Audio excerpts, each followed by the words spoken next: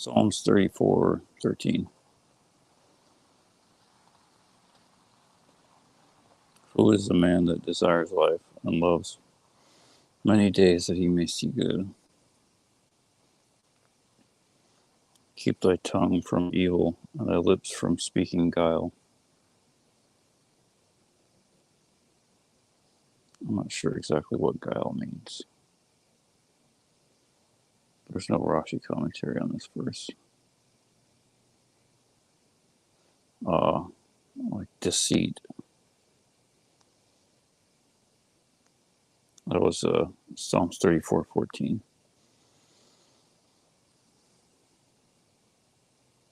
Depart from evil and do good. Seek peace and pursue it.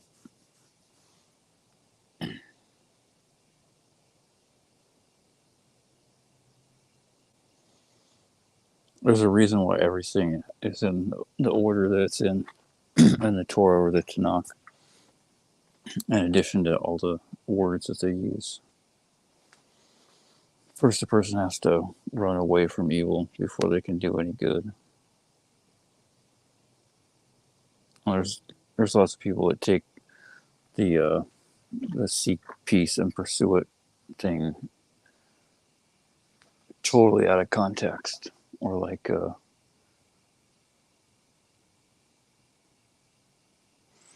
how Arona Cohen, Aaron the priest, used to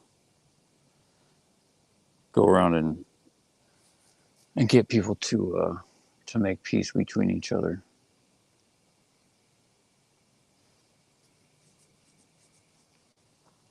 There's certain things a person can do to like kind of distort the truth a little bit. But most of us aren't in that level to be able to know what and how to do that.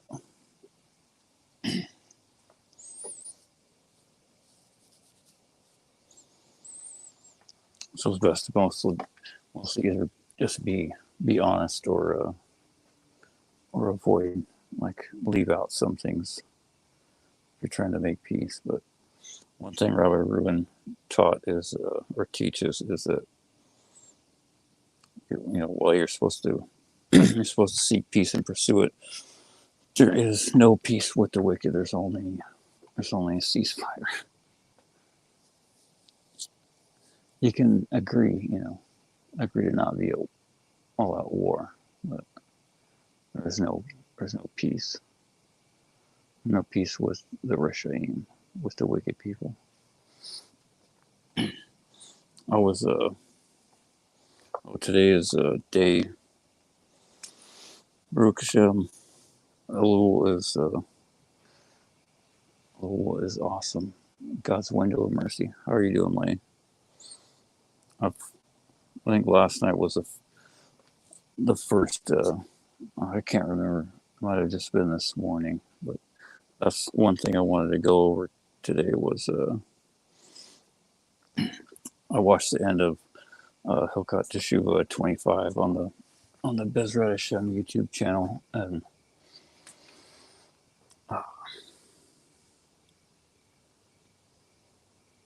there's one of the things that the sages taught, and there's a tradition, is that always, anytime a person learns Torah, is to always start with a few minutes of Musar for like just because a person has to have Musar, and like that's not really an issue as much for the Goyim, because we don't learn a whole lot of halakha or or other subjects that don't contain Musar. But it's more important for a Jew that they start with something that's got Musar in it, since a lot of the learning halakha doesn't have Musar. But anyway, I'll get on. In Hilkat Teshuvah, they start with I think it's Sefer Smirat Halashon by, I think it's the Chazon Ish, or maybe it's Hafetzheim.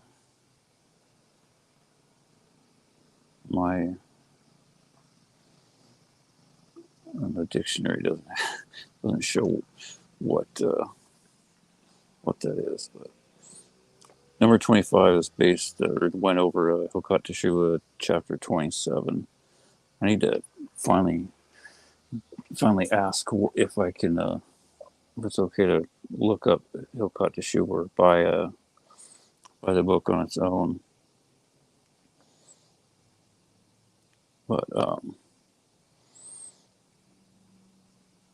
the opening of the video for Hilkot Teshuvah 25 is they go over like free choice, and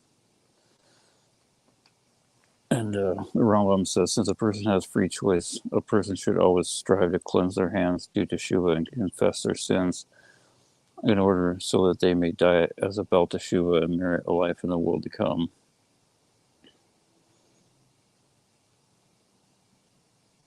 And I think I wrote shortly after that was, do not, like capitals, do not wait to do teshuvah, because the Satan won't let his best soldiers go so easily after serving in his army their entire life. That was what Rabbi Leib said, was, people serve in the Satan's army their entire life, and he certainly won't let him go so easily. That's why it's important to take every opportunity that God gives you to run from evil. And in Kohelet 9:8, that's Ecclesiastes. It says, let your clothes always be freshly washed, and your head never lack ointment. Rashi says, the commentary on that verse is like, kind of like, as preparation, not kind of, but as preparation to meet a king, or in this case, the King of Kings, the Holy One, blessed be. I think Rabbi Leib said, like as prep, like someone that was being prepared for burial, but the real meaning is like to be cleansed as far as your soul goes, like to do teshuvah. So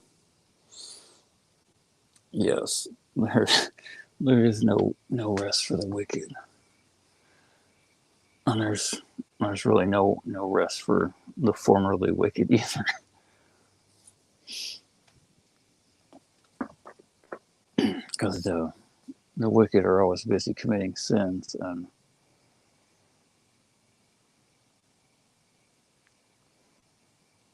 a formerly wicked person should at least have the understanding and wherewithal to know that there's no, well, there are certain things that is said of, if a person dies about teshuvah, they merit, they merit the world to come in the good place, like Rabbi Leib says, not in Gehenna. But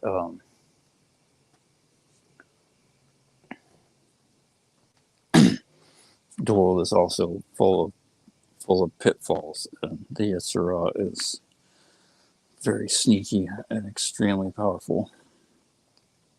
So we always have to be on our guard and constantly try to rack up merits so we can get a thick coating of armor to defend. First to knock off all the demons that we've created from a lifetime of sins, and then start building up an army of angels that surround us as armor to defend off the Yetzirah and all the other filth that's out there. The sages say if a person saw like what was all around at any given moment, they would absolutely be driven completely insane, like in an instant.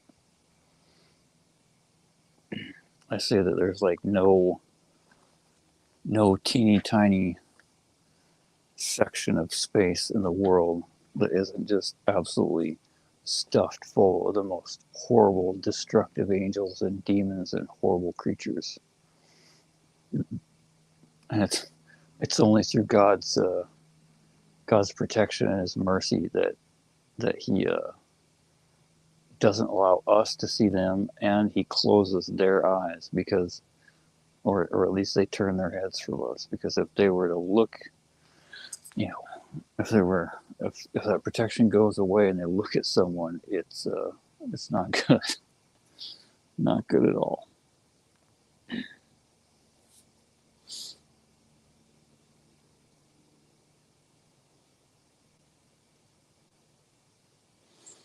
In Pirkei Avot, Rabbi Eliezer says, "Repent one day before you die," which seems, for anyone that knows any amount of Torah, it seems kind of like a heretical or like a reform statement, or someone that's not very strict with the Torah.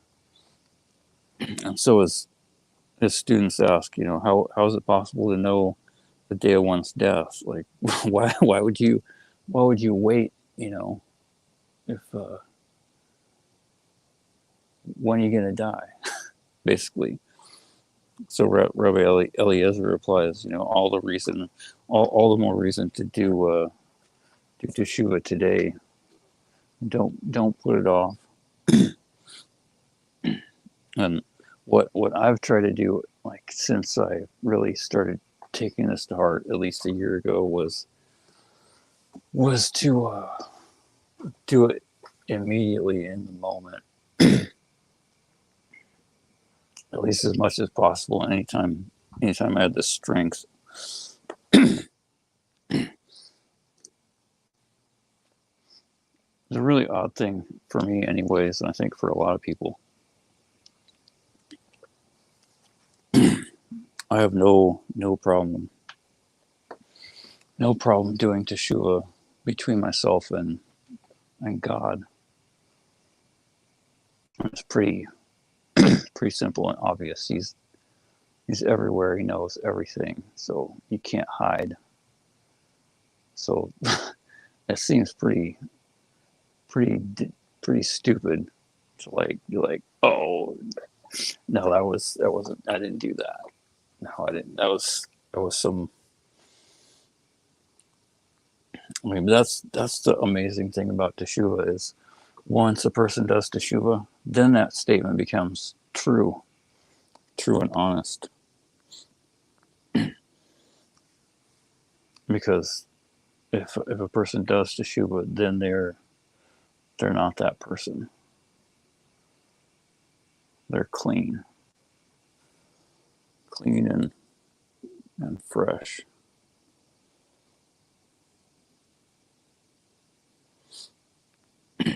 But the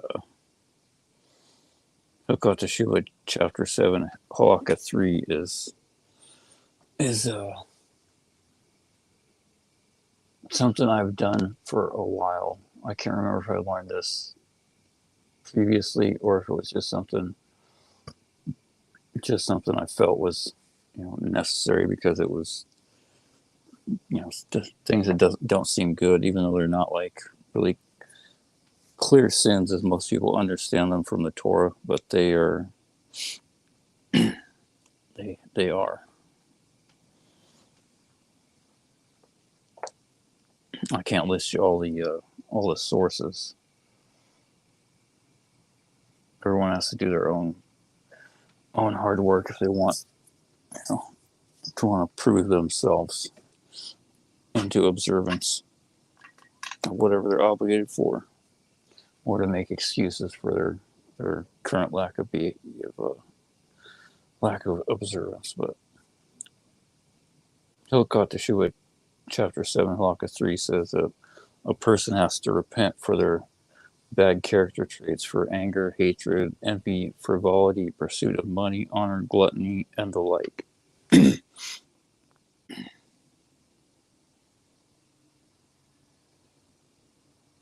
Yeshayahu 55:7, I think that's Isaiah, says, may the wicked abandon his path and the crooked his desires.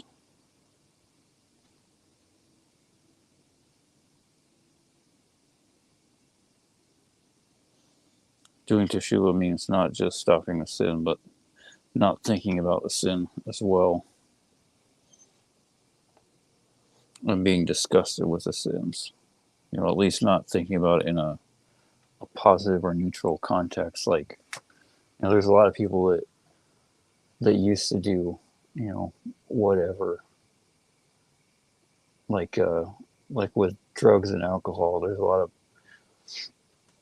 lot of addicts that tell what they call war stories about, like, they're currently clean, but they will, like, when they're talking to certain people or certain times, their history will get brought up for whatever reason, or they'll start talking about it, and then they'll start, babbling on about, how they used to get high and what they used to do, and, like, 15, 20 minutes, an hour later, they're still talking about the the bad old days like they were good. And the same thing goes for sins. I've been thinking about this for a while, and there's so much in life that seems like just horrible stuff. Horrible stuff. There's just loads of torture and suffering.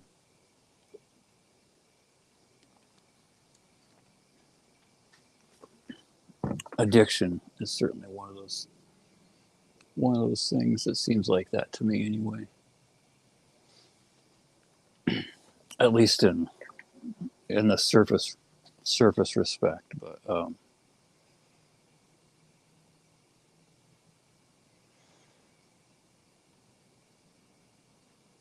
underneath it,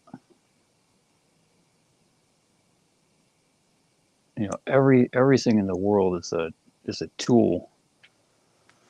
Especially everything in, like, the last couple hundred years. God, like Rabbi Rubin says, God had to speed things up because things are getting close.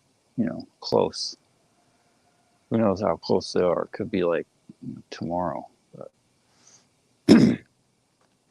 I hope, if that does happen, I hope to God we can all do full and complete teshuvah tonight. But it would really be nice to at least get one more year out of the way, so we can have a few more days to do teshuvah. But everything in this world is like Rabbi Rubin said, in the last couple hundred years, it's amped up. God needs to be able to, like, settle all the accounts, to pay everyone, to pay all the wicked for to destroy them. Says he has to settle what they're owed somehow. So he has to make, like, the amazing thing about the Torah is the more a person, like, really looks and examines everything in it and in the world throughout what is recorded history, it all interlaces and, like, just keeps making more and more sense. But there's never been a time where, like, so much of the world lives so well.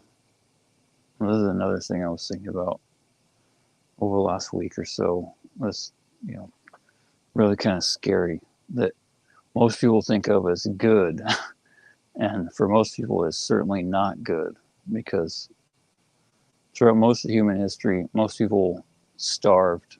They had a really hard time surviving. They're really not comfortable, at least nowhere near like what people are now. People live in just the peak of luxury throughout all of human history. I mean, other than like money and power and maybe sheer abundance, that's really the only difference between like former kings and emperors and the poorest of the poor person in like most Western society now.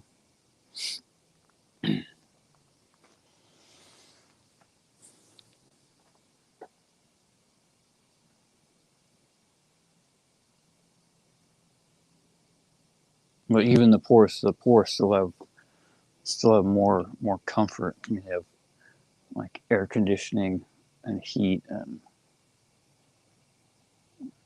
I can buy clothes and and groceries over the internet.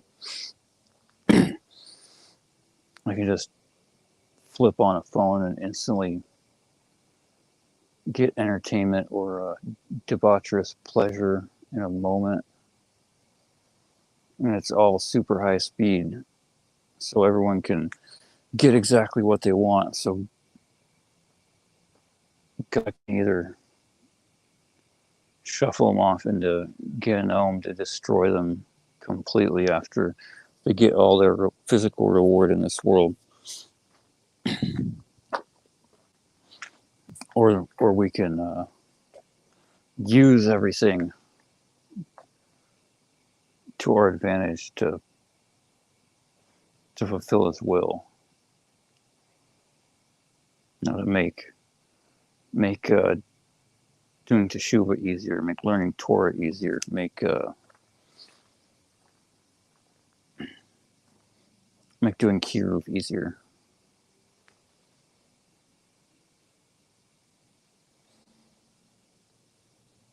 There's always God always puts a reciprocal in.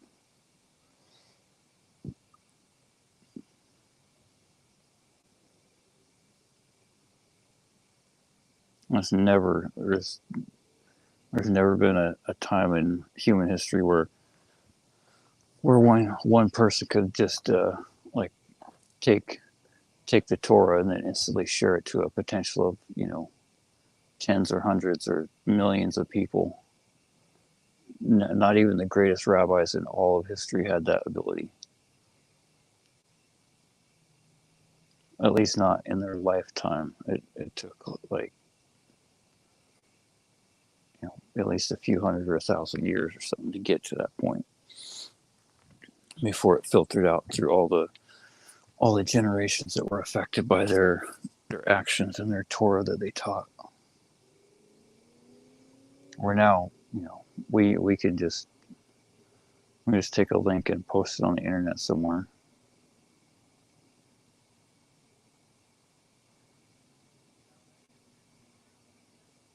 All we have to do is our effort.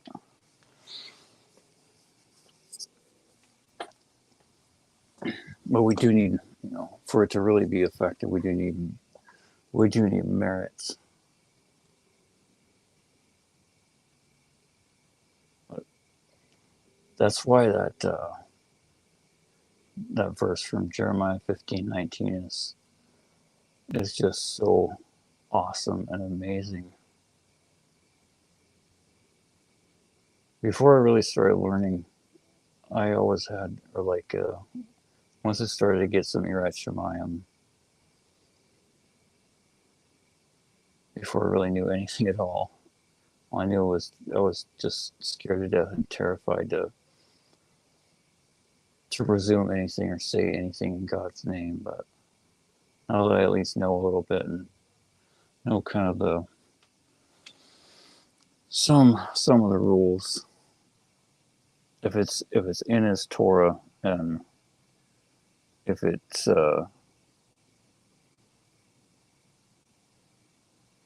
taught by all the sages, pretty much, if like the majority all agree, or at least if that's the tradition, that's the rule. That is the truth. That's how it goes, and God's word is forever. He doesn't change His mind or break a promise. So if we do Teshuvah, we're fully, we have to do it fully and completely. It's really simple, but it's not easy, but it's certainly within every person's grasp. Even those people that did lots of really horrible things. That's one thing I was thinking about earlier when I took that photo for the thumbnail was how hard Teshuvah probably will be for people that own or used to own and sold internet gun forums.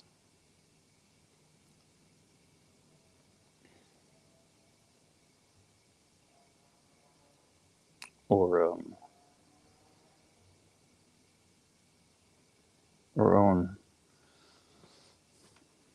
own a disreputable low budget internet gun accessory companies on the internet. But I don't think I'm not sure which is worse really, but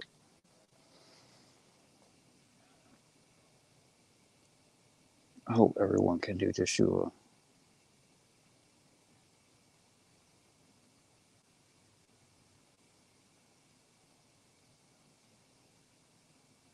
But that place was such a pit of hell.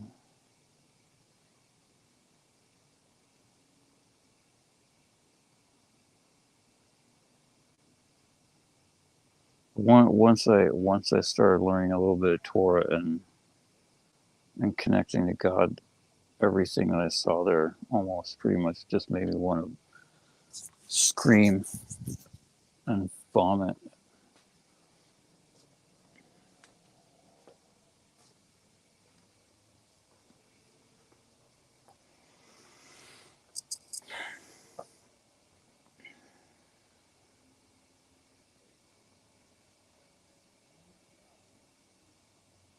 And the really horrible part was I was right in the filth for so long. Not just an innocent bystander. I was a full participant in the horror show.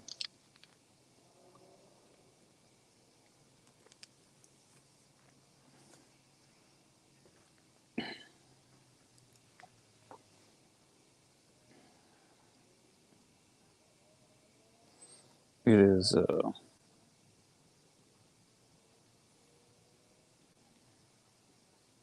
so great to be able to do Teshuvah. Thank God.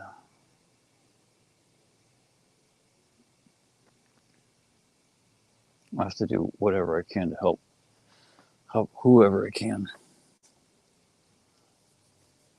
to at least get a jump start in the right direction.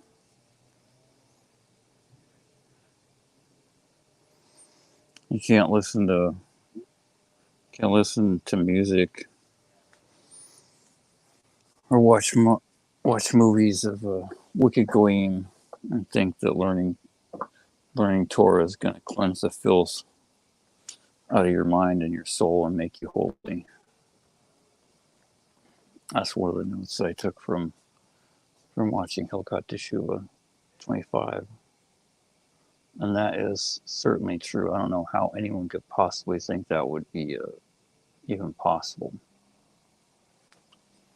But that just goes to show the state that some people are in. It's very sad.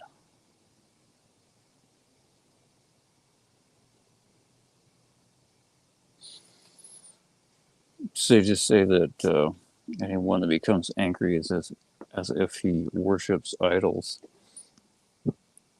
I think that's says that's from Hilkat Teshuvah chapter 4, halakha 5. I can't remember what the line of reasoning is. Oh, that's right. It's because if you get angry, you don't really believe there's the God of the Torah, the God of Israel that took the Jews out of Egypt.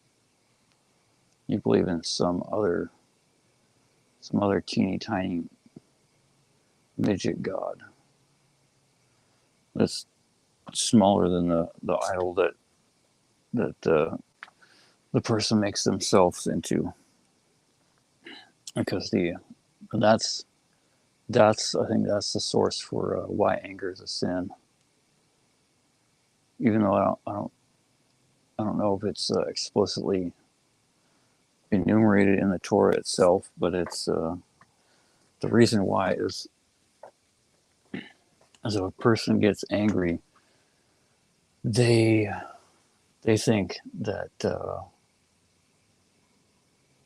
something in the world is not going according to their desires, their wants, and therefore how dare someone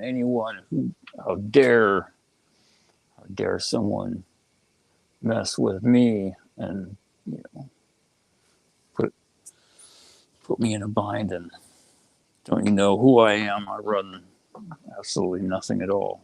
You're nobody. So in even if they may be the most otherwise observant and righteous person, but in that moment that they're angry, they are an idol worshiper, and they worship themselves. And for just that fraction of a moment in their mind, they have absolutely no emunah and no bitachon, and become basically an idol worshiper. It's like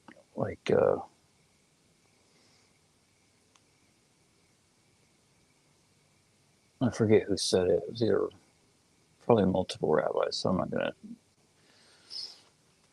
gonna name a name just so I'm not incorrect, but it was no, I forgot.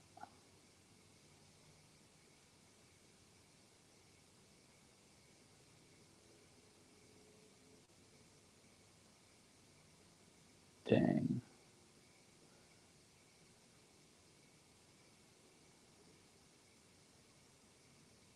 See, secular people, or people that don't have a hashkafa, like an ideology of the Torah, they would think something like that just happened, like I lost my train of thought. I didn't lose anything. God plucked the words and thoughts out of my mouth and out of my head. That's the way everything works, but especially with Torah, more so than anything else in the entire world.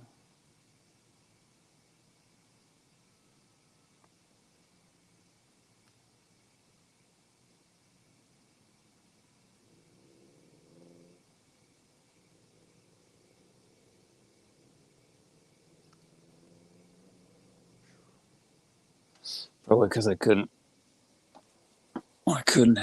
didn't have a source. But see if we can move on. Maybe God will make this fool somewhat wise later on.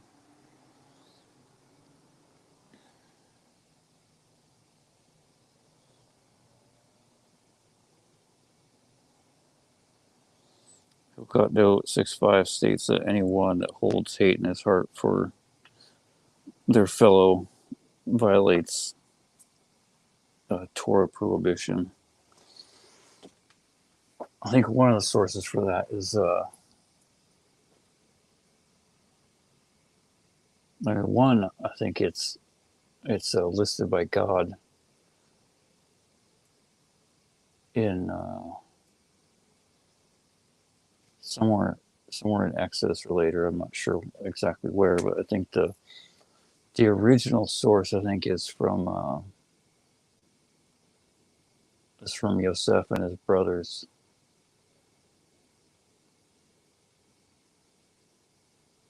Yosef's brothers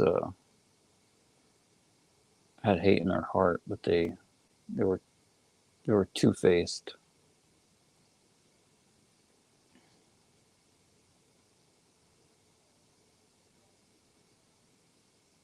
That's why the second temple was destroyed, was Sinat Chinam, baseless hatred, and Lashon Hara.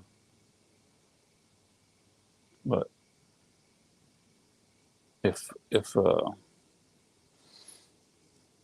you hate someone else, you have to go and tell them why you hate them. That's the best thing to do. And to lay everything out in a decent way, so you can really make peace. And a lot of times it's just two stupid people, or at least one stupid person, and a misunderstanding. But if people don't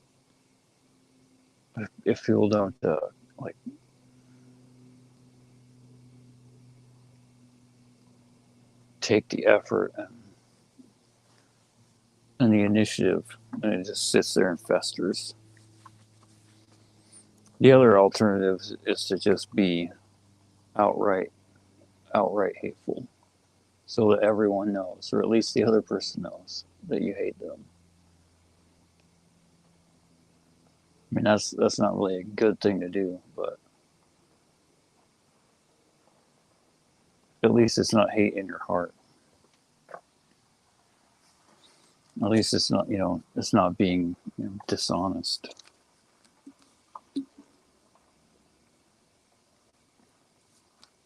Still a whole lot better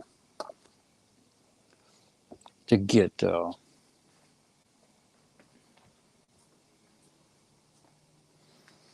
make peace, if you can. I mean, even if it's a wicked person, under some some conditions, it's still better to make peace if whatever it is isn't like a violation of the Torah. Like, as long as making peace doesn't take violating the Torah, or or you certainly don't want to suck up to the wicked people, or be two-faced. That is for sure.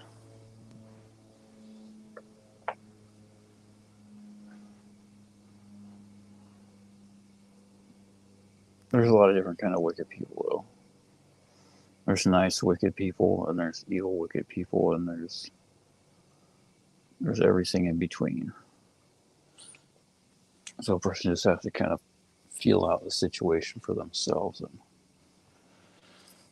learn a whole lot of Torah and pray to God for for the help and the guidance. And hopefully we can all make ourselves a rabbi so we can ask what the right thing to do is as often as possible.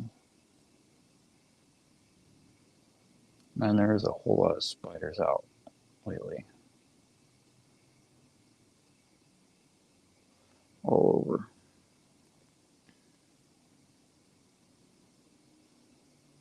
Laughter and lightheartedness, or lightheadedness.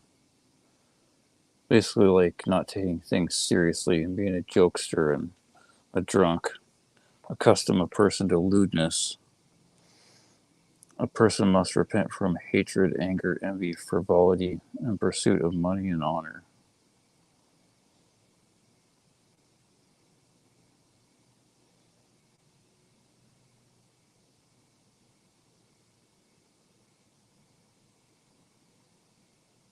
And gluttony.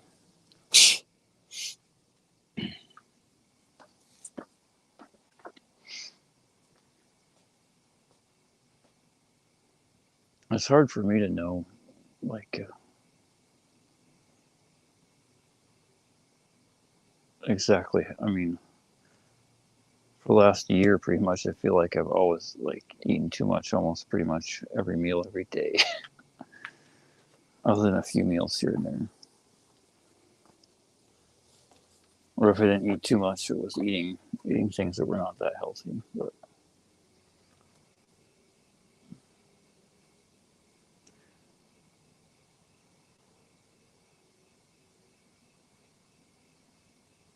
I would much rather have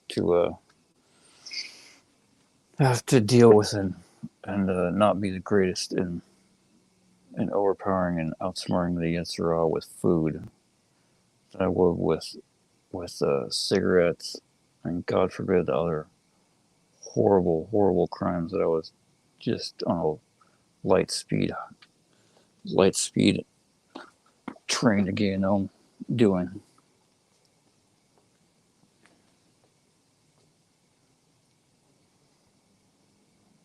One thing I realized about eating fewer meals in a day was a person has to be healthy in order for that to work.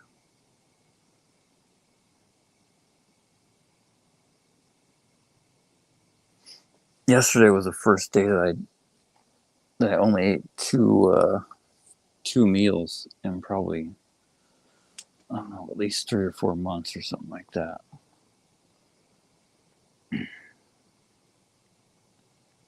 Before that, for last 3 months or so, give or take, especially the last month up until a few weeks ago, was like there was no way I had a choice. I could either lay down somewhere after noon, and maybe I could have the energy to get up again, or I could try to eat and then keep going. But there's something that happens with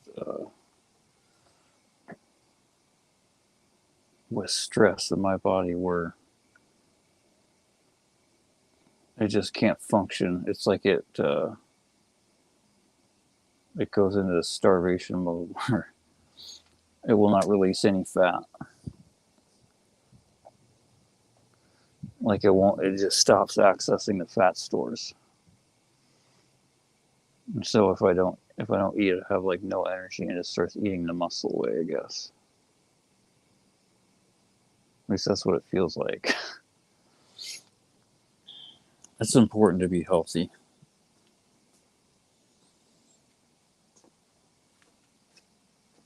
That is for sure. Thank God I was able to stop smoking at it. I hope that was a good choice. And I didn't do it for health reasons. I did it because it was a sin. Smoking anyway. Smoking is a sin. Damaging the body. as a sin. I found a link somewhere. I can't remember what I was looking up. Some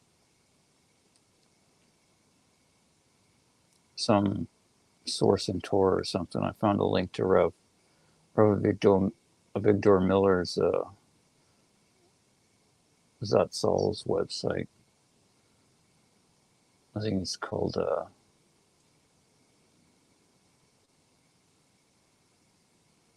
something like Taurus Avigdor or something like that. And it's like a group of people that go through like all of his old cassette tapes that he recorded from his Shurim, like 20 years of cassettes giving Shurim, and take little clips and then transpose them into little short articles on various things, and found one on what a person does, or how does a person do teshuvah for smoking. And he said, it's like, basically paraphrasing, but it's pretty much like anything else. You quit, and then you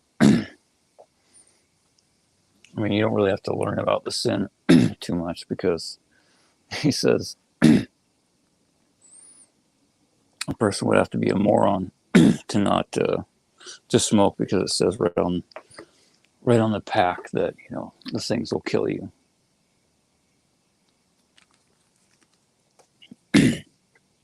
So he's not really up for debate. You could debate like what the likelihood of cancer is and whatever, but once it becomes like statistically obvious, and there's like a death warning on the package, then it becomes a blatantly obvious sin. He said, other than that, you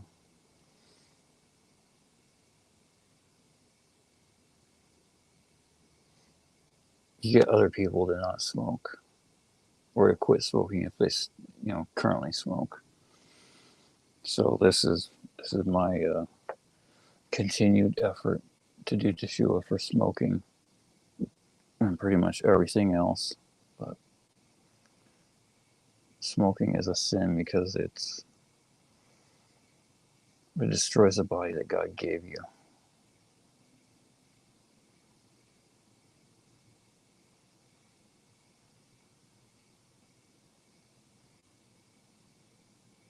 I mean, pretty much for the last like 30 or 40 years, or 50 or 60, give or take, but pretty much the only reason anyone would ever start smoking is all horrible reasons that a person should probably do teshuvah for in and of themselves, which is like succumbing to peer pressure,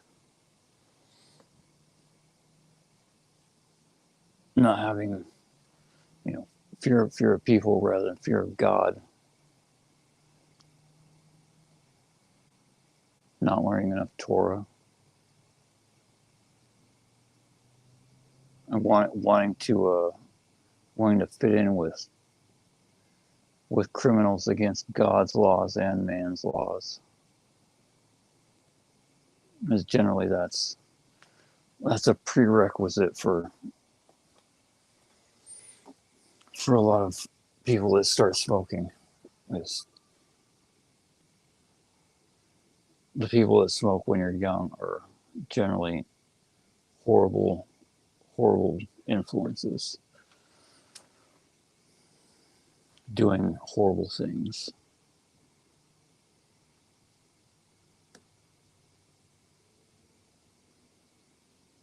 And if you don't run from evil, you certainly can't do good. So it's best to start off early. And if you're a younger person, one thing to get through your head is that the people that are around are most likely not your friends. There's meat popsicles that walk around that try to commit sins together. Basically, that's all most people do: commit sins and kill time.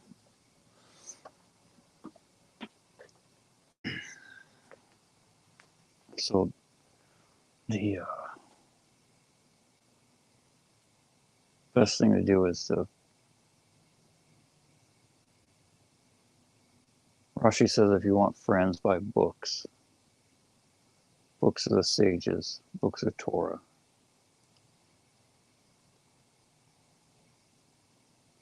And there's so much, so many odd things, like things that a person hears and looks at from a certain perspective that seem and sound accurate and true and good, or good to do, but are horrible and stupid and are not good.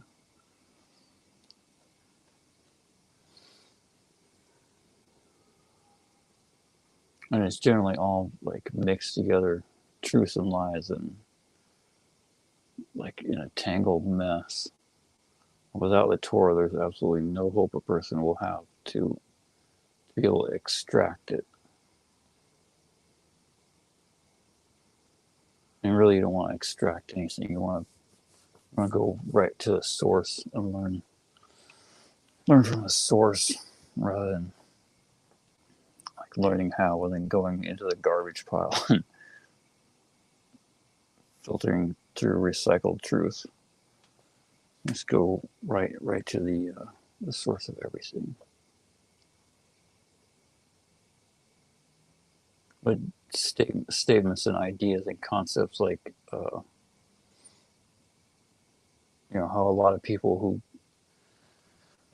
are like right wing or conservative or like anti-liberal don't like the idea of being like friends with your girlfriend or your wife, let alone like best friends. But other than like a really close-knit family member or someone that you learn Torah with, or like one other righteous person, that's the way it should be. Because really, if you don't have that bond with your wife, you are doomed.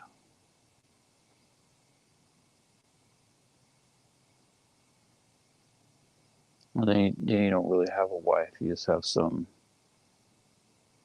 flesh sack.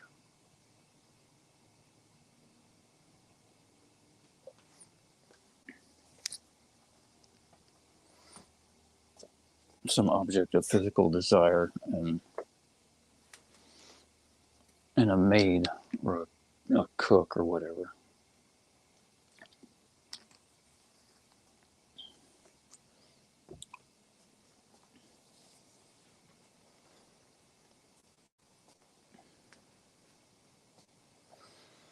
Run from evil and do good.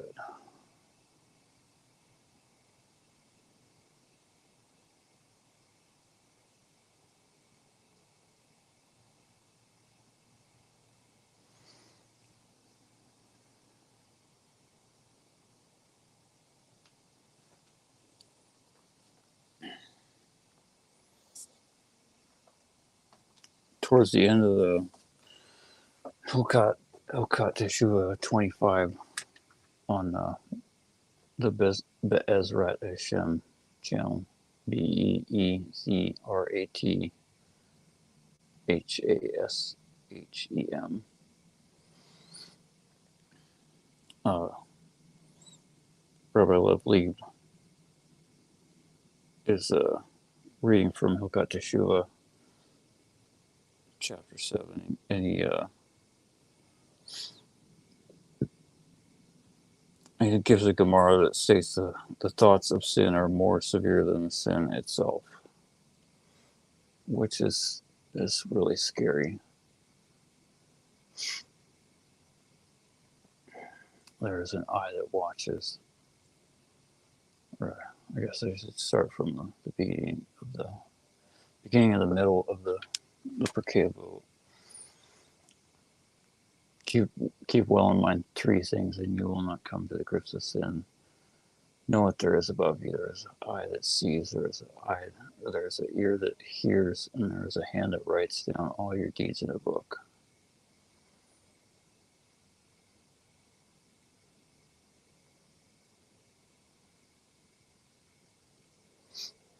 I thought about that Perkei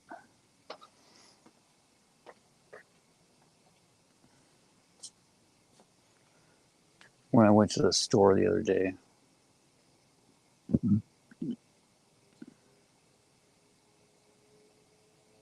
I was getting some magnesium supplements, and was thinking about checking to see if they have some of these herbs I've been adding to protein shakes that for whatever reason God decided was a part of the recipe to make me healthy.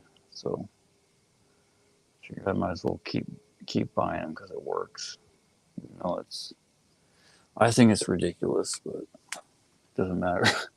Doesn't matter what I think. All that matters is what God thinks and reality. So I checked, and they I think they had one or two that were close enough, and I was thinking, trying to do the accounting in my head, like if it was worth it or if I should just wait and get them where I got them last time. And I was thinking,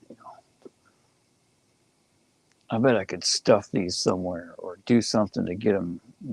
Basically, I was thinking, I could steal these somehow or steal something, like not pay what they were. Not pay the correct price, which doesn't matter if it's 100% stealing or 99% stealing. It's all 100% death penalty from God. And I thought, man, I have a lot of teshuvah to do. So I used to do that all the time at that store, so many times.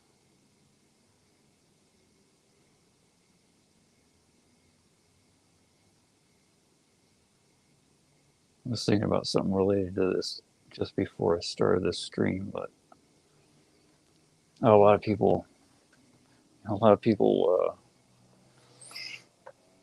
support Kiruv with the intention that they're gonna build themselves a heavenly retirement plan, like building their worlds in Shemayim, making a palace in Gan Eden in heaven. I was thinking,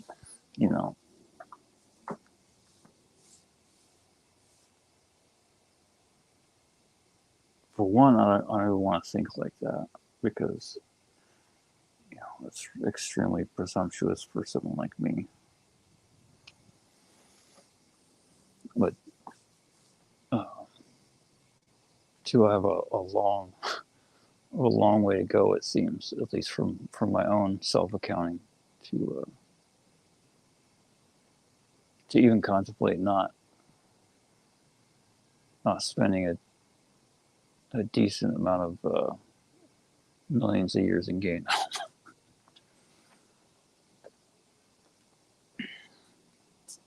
I would just consider it a miraculous, amazing feat, and praise God forever if I manage to not have to go to Gehinnom. And then I was, thinking out this line of thinking before, and I'm sure there's some people where this where they might end up with a homeless Olam Abba. Like maybe the people that were like what they call frum from birth, like observant since they were born, raised in a religious family, and never really committed, the serious sins, but didn't really, wasn't super observant, or didn't take things super seriously, but also didn't commit a bunch of horrible sins, so they merited to go to Gan Eden, but didn't have the merits for a really nice Gan Eden. They had like what Rabbi Reuben calls a homeless Olam Abba, a homeless heaven, where it's like a cardboard box.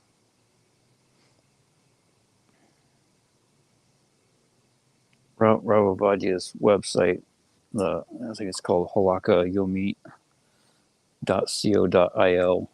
There's another one that's like .com or something, and that's not it. But there's a one that's run by his Rav Avadia's students, and I think by some of the students of his son.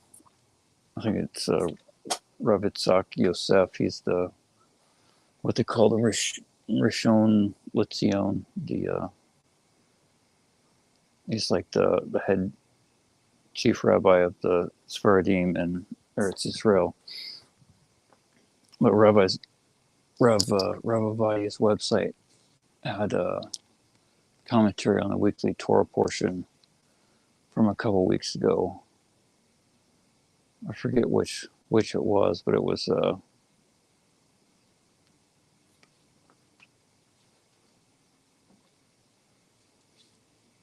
think it was the one where they mentioned Yirat Shemayim in the parasha.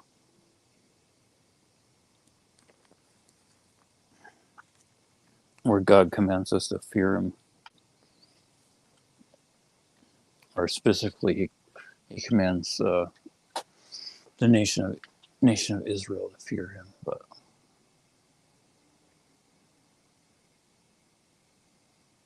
everyone should fear God if they're smart, and if they want any kind of good in this world.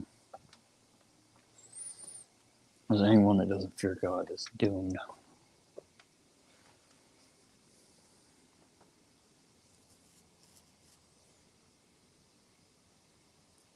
But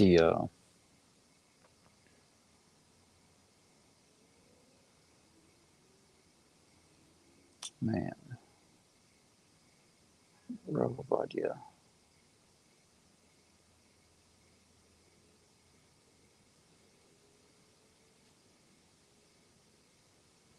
Plucked it out again.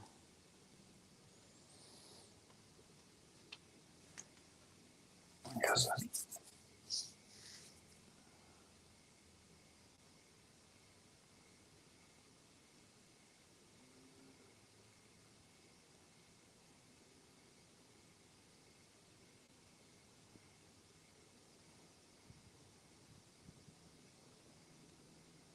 maybe I can find my way back there, or God can, if it's good for me, I guess.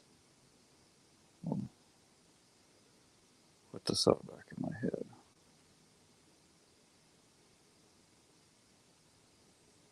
I trailed off from my notes, and I'm off in the weeds now.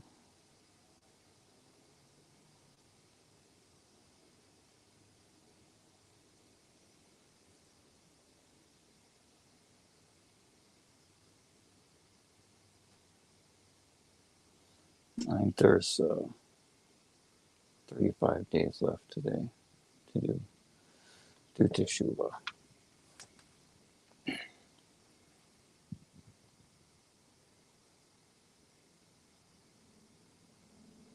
What I have for the last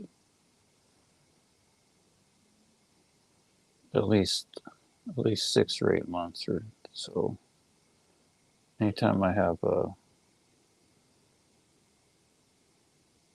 not good dreams, I'll always try to do Teshuvah right when I wake up, like when I first open my eye.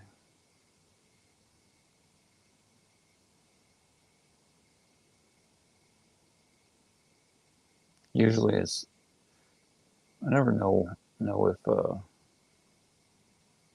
like a lot of times my sleep isn't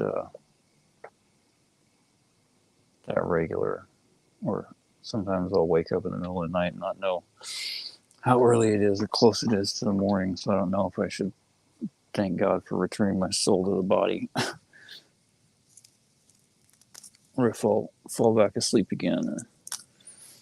There's so much to know.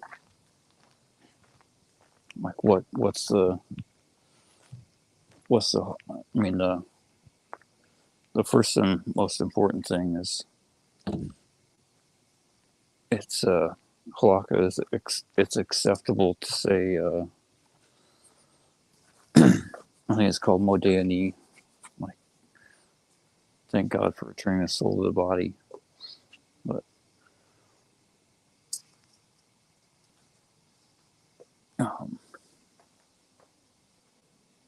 anyone can say it, so it's definitely good to say. A good way, the best way to start your day. But I'm not sure what the halakha is like. Do I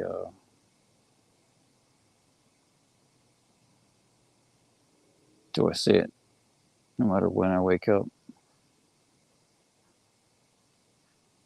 Like, it's pretty easy in the summertime because it's like it gets bright really early. So if it's any time after 4, it's usually easy to know it's like morning, and should probably just say it. Probably not going back to sleep anyway. But if it's after, like right now, it's staying dark for a while, and with the blind shut, it's hard to know. Like, is it 2 in the morning or 4 in the morning or 5 in the morning?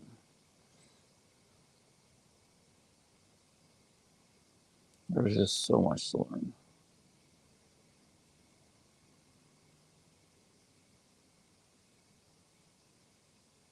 And this is just to be a goy.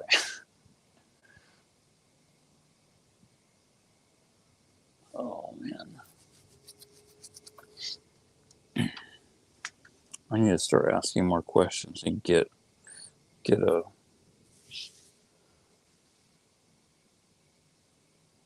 really make myself a rabbi and get some books.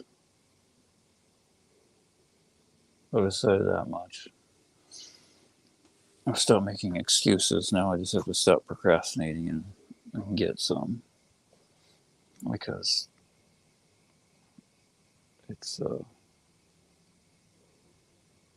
that's good to do. But it's late. I need to get going. Because sleep is good. The body needs sleep.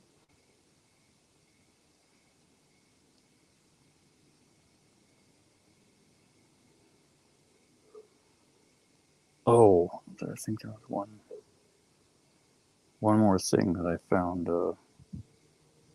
Usually when I look up a source, it's good to try to read before and after the source so you can find the context to see like more what they're talking about, as well as reading the commentary for the verse. But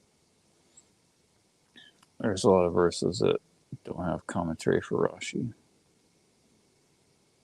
or from Rashi, and I don't have permission, or don't know if it's acceptable to start looking at other stuff. I mean, it probably is, but what? I know that certain commentary is definitely off limits for the Goyim because it's just too out there stuff that it's not going to really do us any good. At least not at our current point that we're at right now. Okay, Psalms 34:16. After depart from evil and do good, seek peace and pursue it. Verse 16. The eyes of the Lord are towards the righteous, and his ears are open to their cry. Not that God has a body at all, let alone eyes or ears that would see or hear. Yeah, he does see and he does hear everything. But he certainly watches the righteous, and his ears are open to their cry. And those who are trying to be righteous.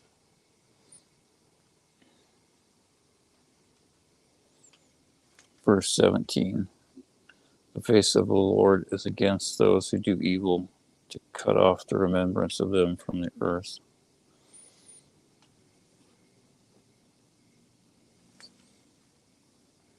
That is not a good place to be. Anytime in the Torah where it says like God set his face against some person or people, they pretty much got wiped out in the most horrendous fashion that I don't think we could really even begin to imagine.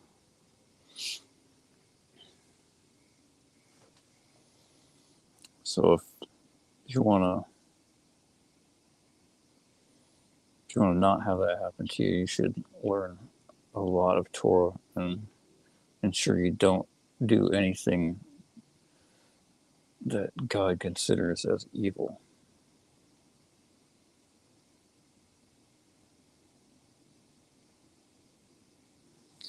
I mean, one serious crazy thing is that I think the only person in the entire Torah that God says he hates, like specifically, was Esau. Or technically, it says hated. It's in one of the prophets. I can't remember which one though. But you can just look up the verse online in a search engine, and you'll find it. It's pretty. There's no other verse like it in the Torah or in the Tanakh. It's Esau, I hated him.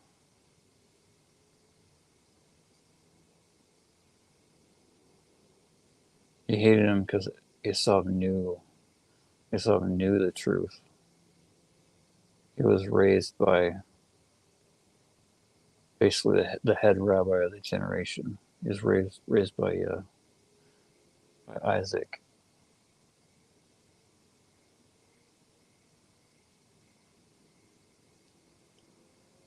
And still he chose to be wicked.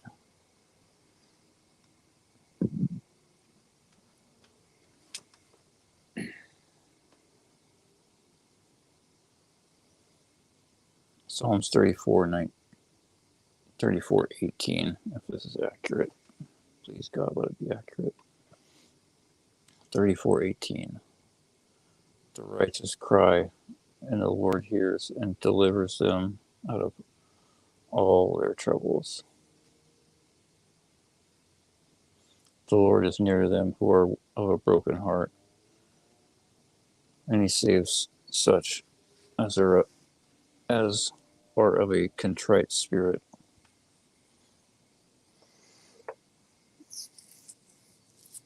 That is another key to God's heart.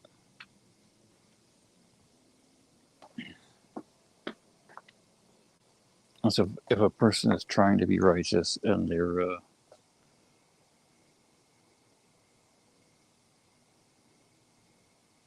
at their wits' end, and they do what it says, if they cry out to God, He will redeem them. He will bring them salvation in the moment, and everything will be fine.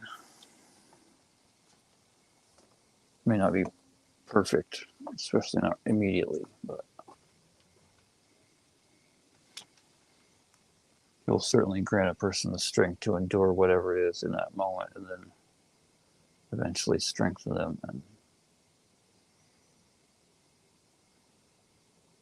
and make everything amazing.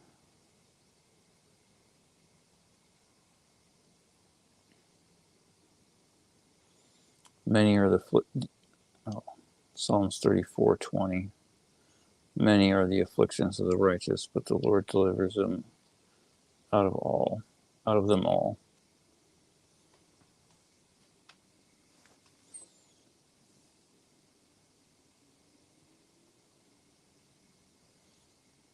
There's nowhere a person can read or find in the Torah where it says the lives of the righteous are peachy keen or smooth and free of problems or living on easy street. Really, it's the exact opposite of that.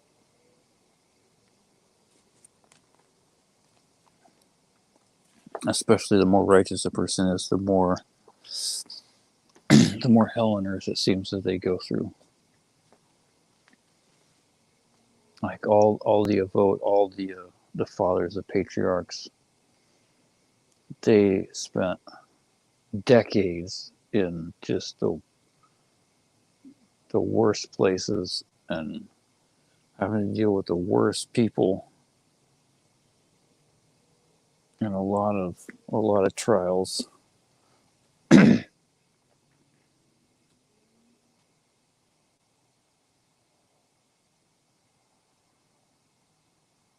But that's what it takes to get close, to get that close to God.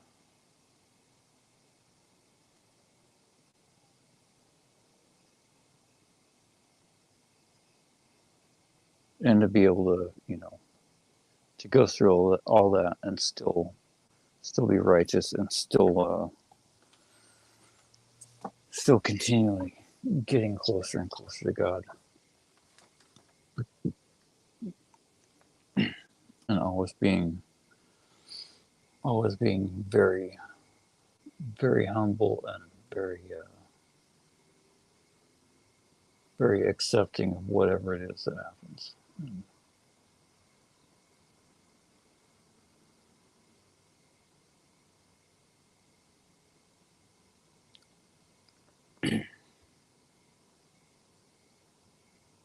But if we do what the Torah says, especially now in this month, and what we've been learning, we can apply it. We can help other people do teshuva, especially God's kids. If we can help them, however we can, share links of Torah, donate to atone for an endless list of horrible crimes against God. Whatever we possibly can. Oh, there was something super important I wanted to mention that for a year now, I have no idea why, but I've just had this sense that there are deaf people out there and they need help,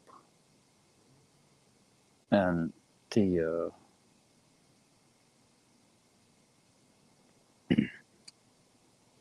there's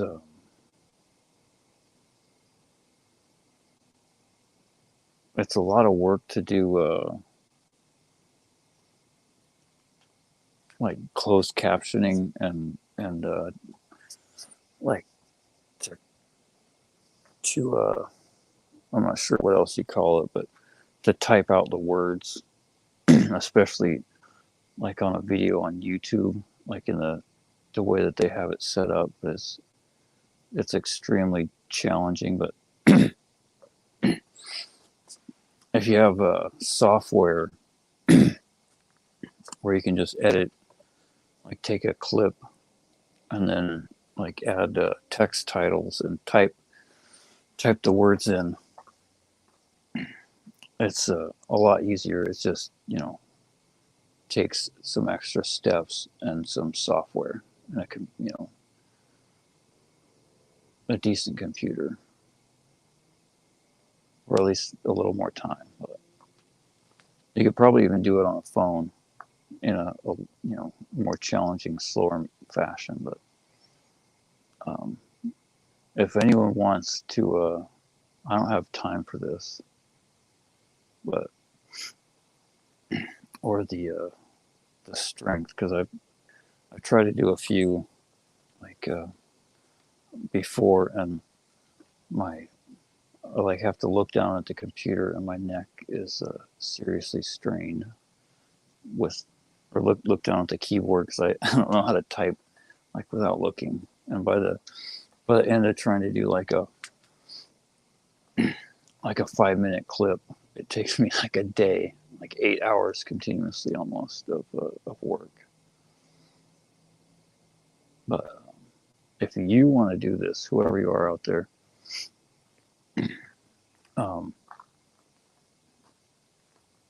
contact. You could do it on your own, but it will probably be a lot more successful if you contact whoever you've chosen for to learn most of your Torah from.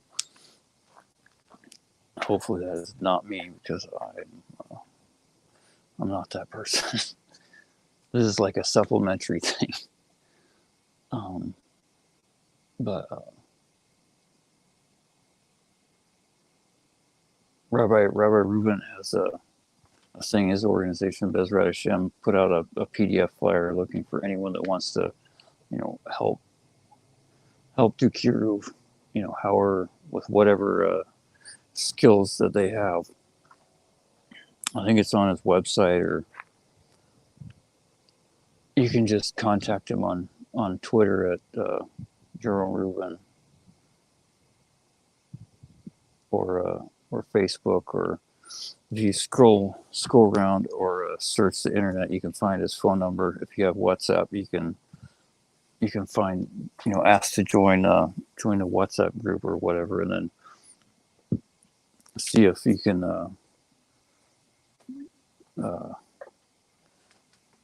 can do that for some videos or some clips or something. Because one thing about deaf people, about any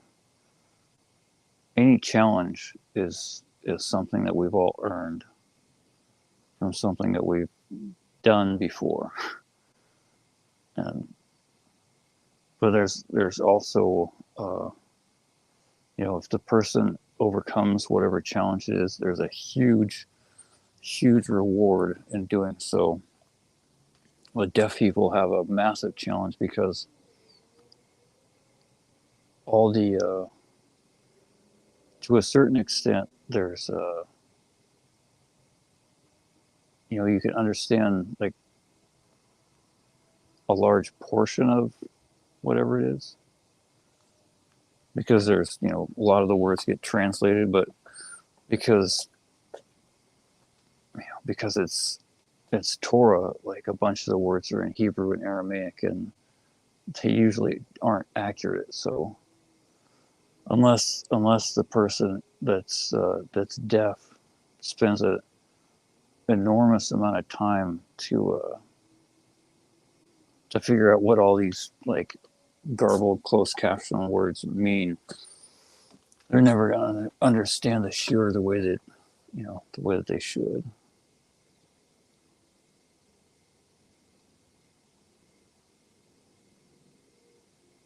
Or maybe this is, I don't know, just something I was thinking about.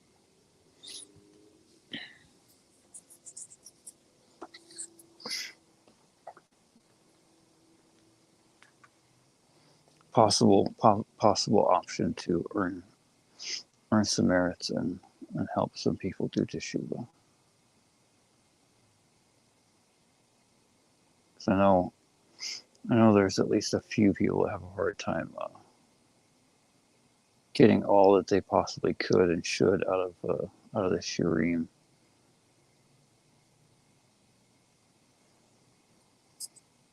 I mean, Rabbi Rubin has channels for where people do translations for clips and movies for a bunch of different languages. I think there's like 10 of them now or something like that.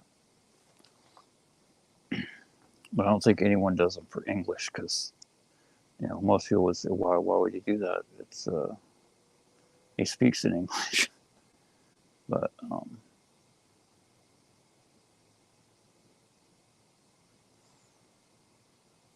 for some reason, I think there's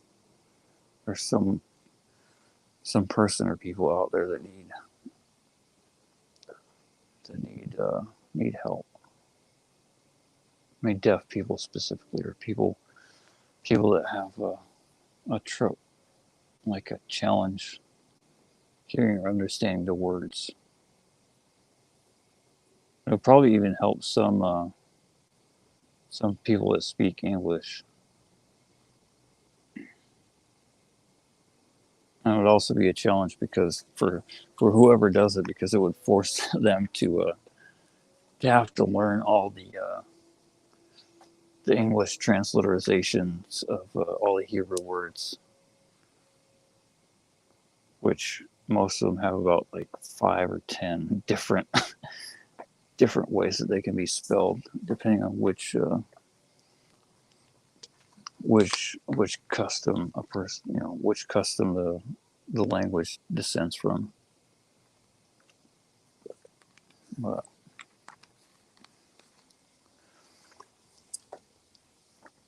there's lots of opportunities for everybody out there. I'm gonna get going. Have a good night, Lee, and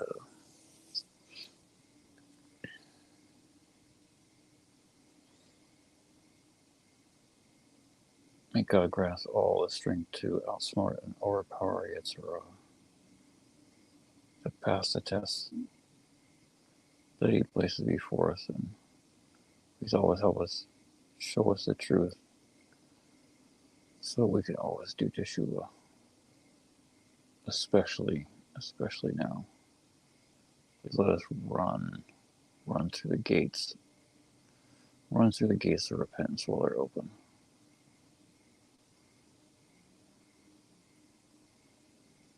And drag as many souls as we possibly can through with us. With an infinite amount of God's amazing help. Have a good night.